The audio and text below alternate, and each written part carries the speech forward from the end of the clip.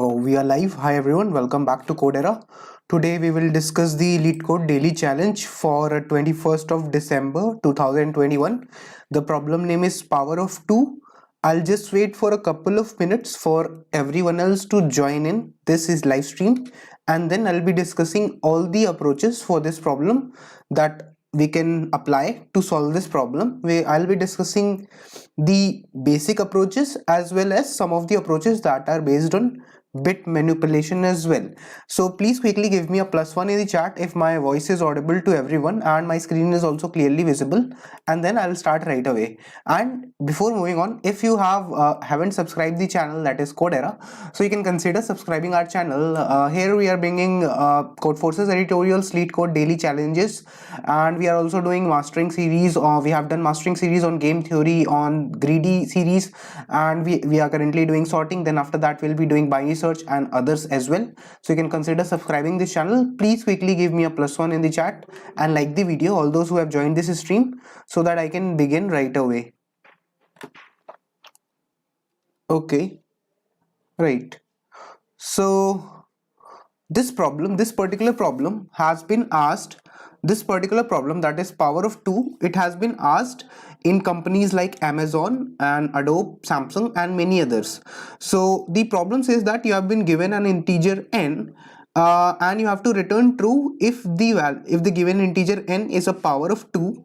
Otherwise you have to return false, right? This is what has been stated in the question, and it says that an integer n is a power of 2 if there exists an integer x such that n is equal to 2 to the power x. For example, for n is equal to 1, let's say if n was given to be 1, then for n is equal to 1 I can say that this is nothing but 2 to the power 0, right? So this is a power of 2, that is why I will return true for this case, right?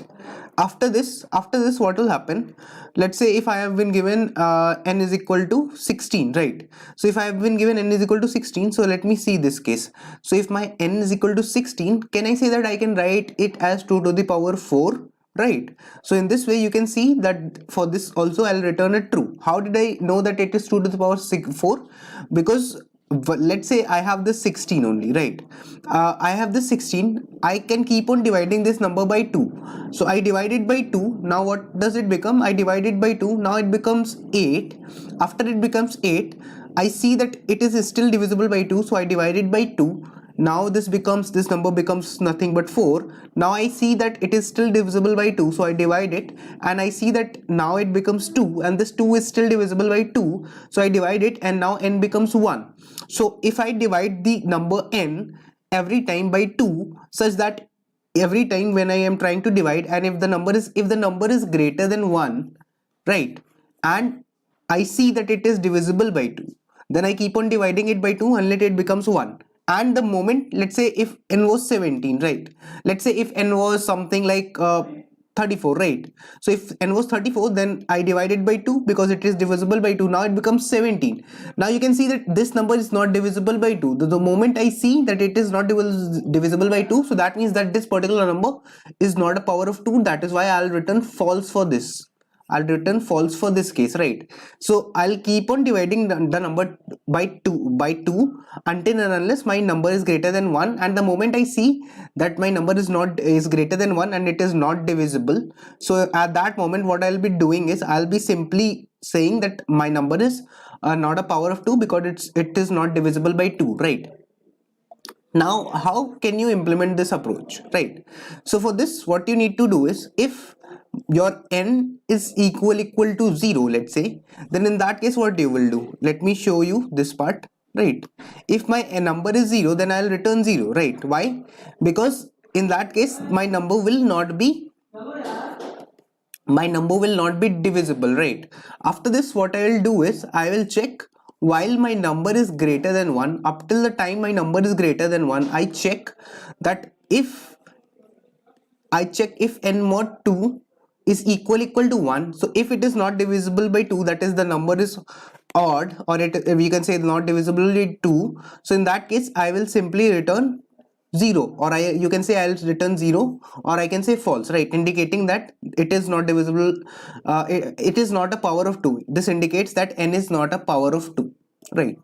Not a power of 2, right?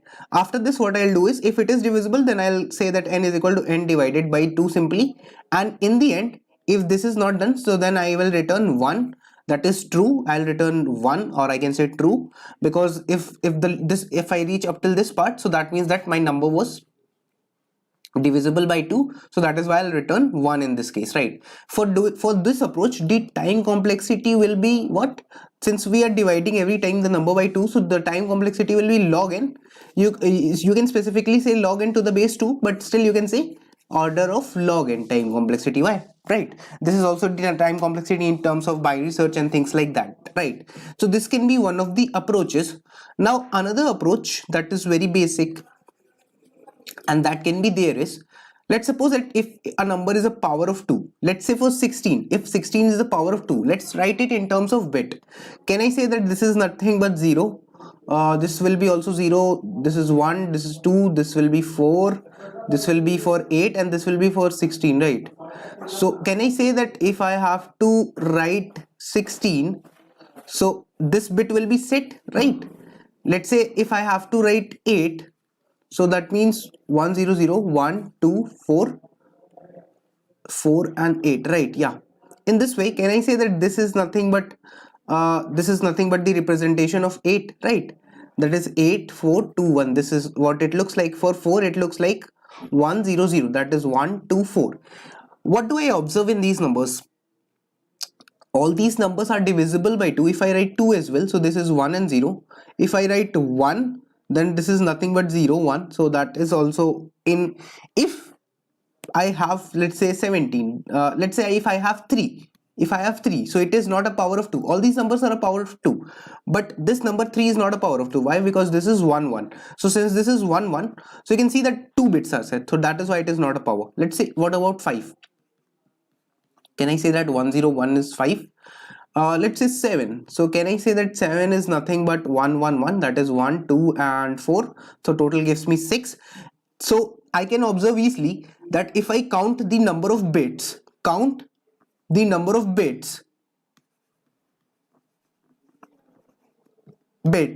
an integer, and if the number of bits is the number of set bits in this integer is only 1, the number of set bits, right? The number of set bits in this integer, if the number of set bits is only 1, in that case I will say that yes, the number is a power of 2. Otherwise, if there are more than one set bit, then I will definitely say a no, right? This much part must be clear to everyone. Okay, after this, how will I write the code for this? So let me show how you can write the code. You can also try to implement it by yourself, but still there can be various possible ways to implement this part, like how to find the number of bits that are set. You can do what? You can, let's say I starts from 32, right? Because this is a 32-bit integer, so you can say that I starts from 32 and I is greater equal to 0. Also, the numbers which are lesser than equal to 0, for that you will be directly returning 0, because they will never be a power of 2, right? So I starts from 32, I is greater equal to 0, I minus minus, and I will check that if the current number, if and power of 2 comma I, let's say power of 2 comma I, so that means that the current power is set. In that case, this function will be true, so I'll do a count plus plus, right? You can also say it like 1 this one this I, right? You can also write it like this, right? So this means 2 to the power I. So this is what it means. So I will count the number of bits. If this comes out to be 1, then I'll say yes. If that doesn't come out to be 1, so I'll say no. Right, there can be another approach to implement this. So the approach can be that you simply run up till your number exists, and you simply keep on counting the number, and each time you keep on reducing it by 2, right? Each time you keep reducing your number by 2. Let's say the number is nothing but 17, so in that case the number representation would look like this, right? This 1 2 4 8 and 16, right? So this will be the number representation. So what you can do is, you can simply each time keep on dividing the number by 2. If it is 17, you do the AND with 1, so you get 1. So that is why your count is 1. Currently your count is 1. After that you divide your number by 2, so that means now the number becomes what? Now the number becomes 8, right? So now the number, since it is becoming 8, so you can see that it is having more bits, right? So that is why ultimately you will be able to observe also that if you do AND 1 with it, so you can see that count will still remain 1, right? Because the last bit is still not set. So 4 and 1 will still, the counter will remain 1. If I do 2 and 1, so still the counter will remain 1. But when I do 1 and 1, so my counter will become 2, right? So in this way I'll be able to see, so I have counted this bit and this bit, both the bits will be counted, and I will say that since 2 bits are set, so that is why this will not be my answer, right? After that, moving on to the third approach. The third approach is also very simple. The third approach says that it is already visible that if x is lesser equal to 0, then my answer will return always 0, right? So that means false. This 0 means false, right? I'll always return false. But there is a situation that if, let's say, for number 7, for the number, if there is an odd number, right, there is an even number, let's say the number is 8, that is 1 0 0 0, so that is 1 2 4 and 8. So if the number is this, if this is the binary representation of 8, then what will be the binary representation of 7? So the 7 is 1 1 1. So 1 1 1, I do the AND for both. What do I get? I get 0, right? So the number becomes 0. Now let me say that, okay, what does this, how does this help? So let's say the number is 2, so the 2 representation for 2 will be 1 and 0. Can I say that the representation for the number just below it will be 1, that is 0 and 1?